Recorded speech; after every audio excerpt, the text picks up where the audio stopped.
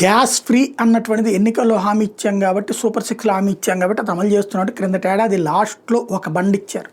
ఈ ఏడాది 3 బండలు ఇస్తామన్నారు. 4 నెలలకు ఒక బండి అన్నారు. అయితే క్రిందటి ఏడాది తీసుకున్నటువంటి వాళ్ళకి కొంతమందికి డబ్బులు రాలేదు. ఇప్పుడు తీసుకుంటున్న వాళ్ళకి కొంతమందికి డబ్బులు పడలేదు. ముందు మీరు డబ్బులు కట్టండి, తర్వాత మీకు అకౌంట్లో వేస్తామన్నారు.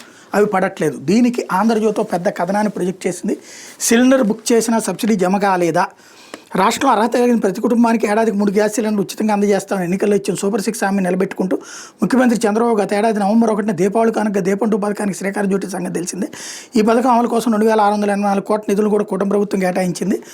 అయితే లబ్ధిదారులు సాధారణ పద్ధతిలో ముందుగా సొమ్ము చెల్లించి గ్యాస్ సిలిండర్ బుక్ చేసుకుంటే పట్టణ ప్రాంతాల్లో 24 గంటలలోపు, గ్రామీణ ప్రాంతాల్లో 48 గంటలలోపు సిలిండర్లు డెలివరీ అవుతాయి.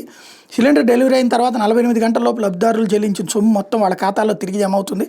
మొత్తం 3 సిలిండర్లు ఒకసారి ఇవ్వకుండా ప్రతి 4 నెలలకు ఒక సిలిండర్ ఉచితంగా ఇచ్చేలా ప్రభుత్వం మార్గదర్శకాలు జారీ చేసింది. తొలి ఉచిత గ్యాస్ సిలిండర్ బుక్ చేసుకోవడానికి ఏడాది మార్చి 31 వరకు గడువు వస్తే 98 లక్షల మంది వినియోగించుకున్నారు. అయితే వీళ్ళలో 14,000 మందికి పైగా లబ్ధిదారుల బ్యాంక్ ఖాతాల్లో ఇంతవరకు సబ్సిడీ సొమ్ము జమ కాలేదు.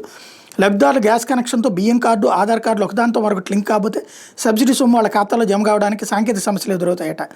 ఇది సివిల్ సప్లైస్ అధికారులు చెప్తున్నారట.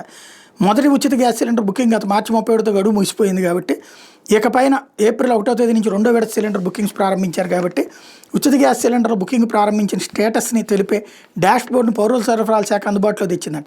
EPTS2.ap.gov.in వెబ్సైట్లోకి వెళ్తే దీపం 2 డాష్ బోర్డు ఓపెన్ అవుతుంది.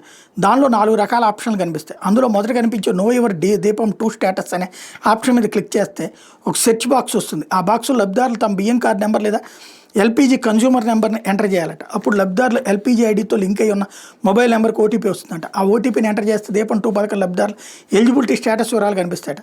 పర్సనల్ డీటెయిల్స్లో వరుసగా ఎల్పీజీ కన్జ్యూమర్ పేరు, మొబైల్ నెంబరు, జిల్లా, మండలం, బియ్యం card number, LPG consumer ID నెంబర్లు ఉంటాయట.